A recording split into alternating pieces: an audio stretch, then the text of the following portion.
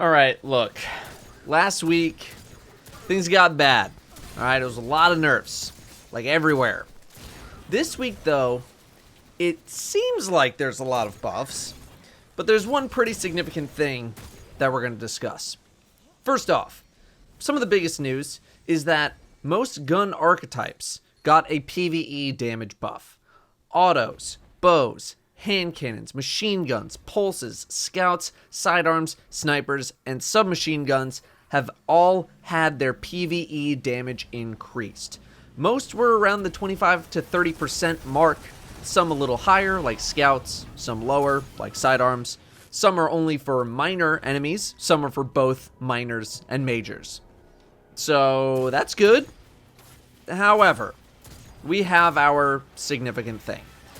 Minor enemies now no longer take more precision damage than other enemies. They used to take twice as much as higher ranked enemies. DMGO4, Bungie Community Manager, clarified this patch note on Reddit with the following, quote, ultimately, all of the weapon buff numbers you see listed against minor enemies will counteract this global nerf, end quote. We're going to go over the rest of the notes first, and then we're going to talk about this more in depth. Machine guns and pulses had their effective damage fall off increased, aka their range was reduced, aka you'll need to be closer to your target in Shadowkeep in order to do full damage. Aggressive frame submachine guns had the deals bonus damage at close range effect removed, mainly because it was unintentionally always active on the guns anyway, and has been moved into the base damage for 750 RPM submachine guns, which means Huckleberry and Taraba gain 10% damage in PvE and PvP as a result of this change. 140 and 150 RPM hand cannons had their firing animation changed to increase weapon accuracy when firing them at the max rate of fire. Quote, currently, players can shoot faster than the recoil animation of 140 and 150 archetypes. So while the hand cannon looks to have fully reset from recoil, the following projectile will be shot as if the weapon was still in a recoiled state. End quote. There's still a little bit of confusion on this. I think I'm currently interpreting this to mean that even though your gun looked like it had come back to its rested state, it wasn't actually at its rested state, so they're fixing the animation to accurately represent the recoiled and non-recoiled states of 140 and 150 RPM hand cannons.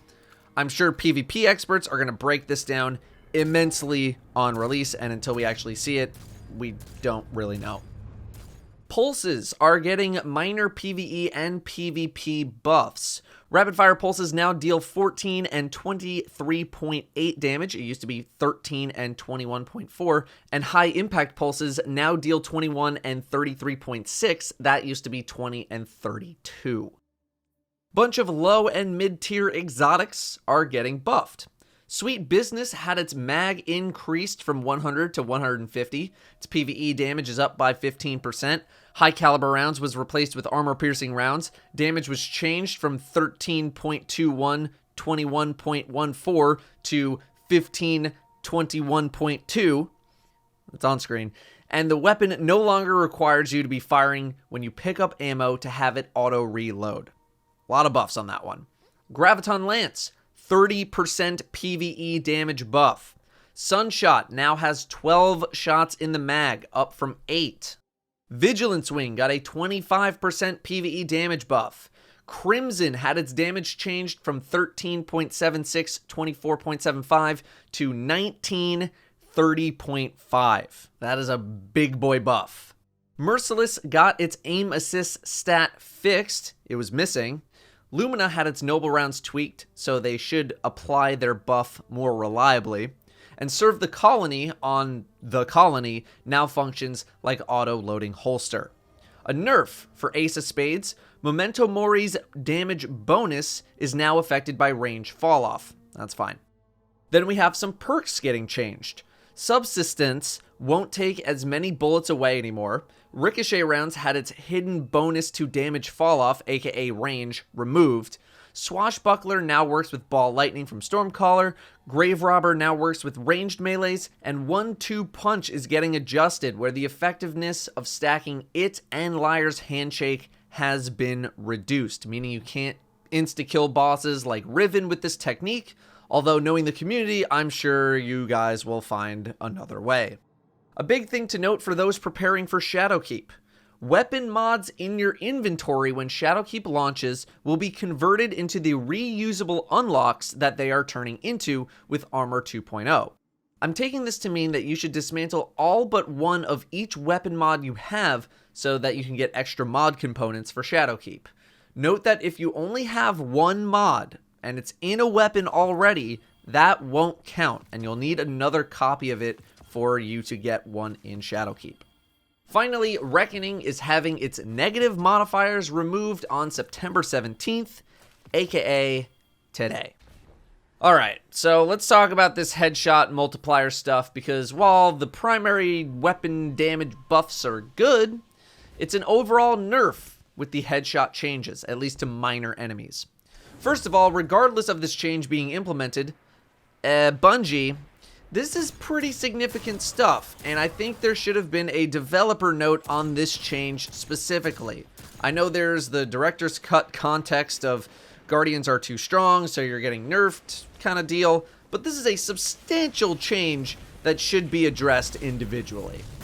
Part of the reason why a lot of guns suck right now, auto rifles, scout rifles, stuff like that, is because body shot damage in Destiny is, how do I put this? God-awful trash garbage. It's terrible. This is why a weapon like Jade Rabbit, for example, will be terrible forever, unless it gets changed. It's why I've never liked Headseeker as a perk, Destiny 1, Destiny 2, you name it. Anytime I'm forced to go to the body for damage, I hate it. It's stupid and bad because body shot damage is awful and the bonus headshot damage never makes up for the body shots. This is why Recluse is bonkers. It gets to do basically headshot damage anywhere on a target, making it very forgiving on top of dealing tons of damage. Body shot damage is worthless. I'm gonna make a guess as to why this change is being made. And that is, this change may seek to bring the gap between body shot and headshot damage closer together. This is a similar problem to the weapon buff stacking rules and all that. Bungie had to design bosses and encounters around the fact that people were going to be stacking buffs like crazy. This meant that if you weren't doing this, you were at a pretty big disadvantage, and if you were, then it was just business as usual.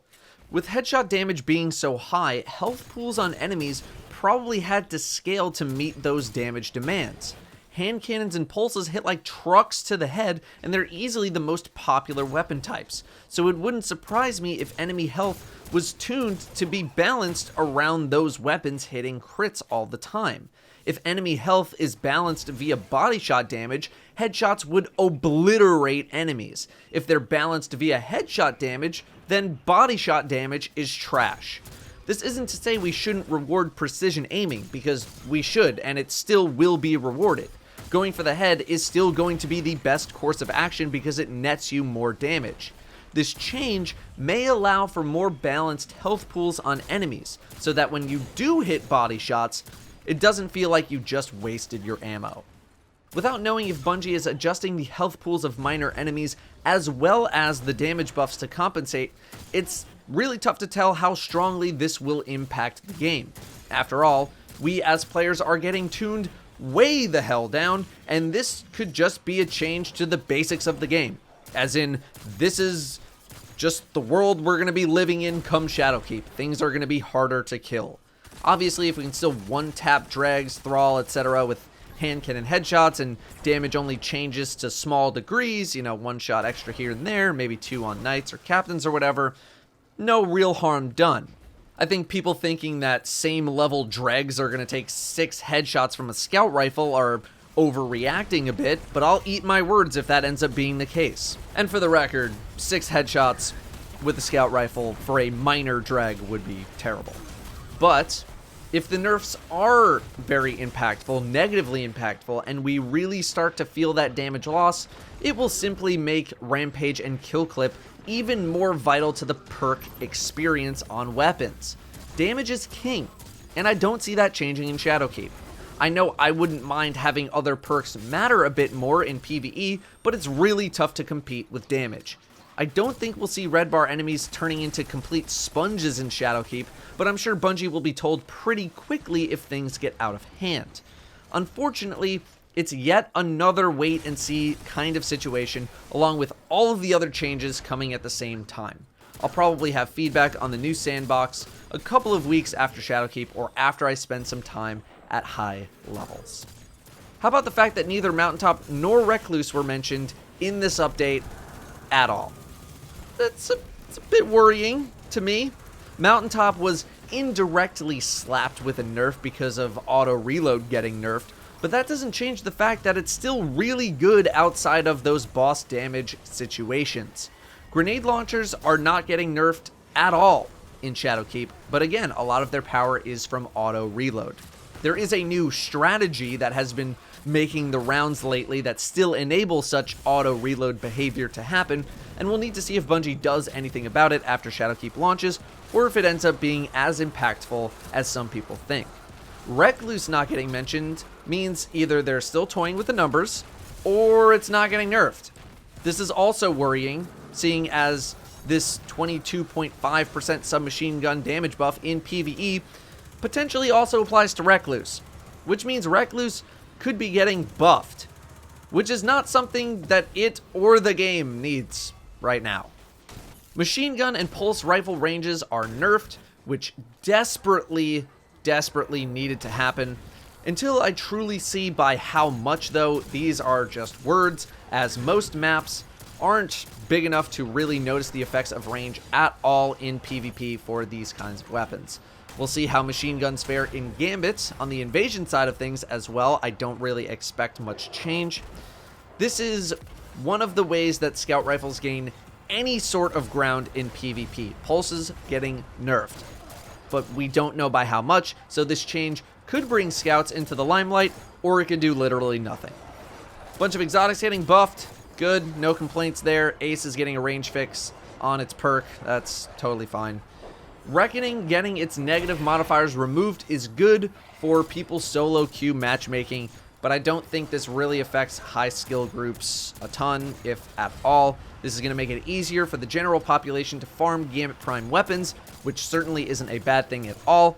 I don't know if it's really going to make the activity that much more fun to do in any capacity, but it'll at least be easier to do, which I'm sure people are happy about. And that's it. That's all I got for now on Sandbox updates for Shadowkeep. Again, it's just more wait and see kind of stuff. The game is changing in significant ways. Just need to see how significant those changes end up being. I'm sure I'll have plenty of feedback after Shadowkeep comes out. But until then, more waiting. Thanks for listening. I'll see you next time.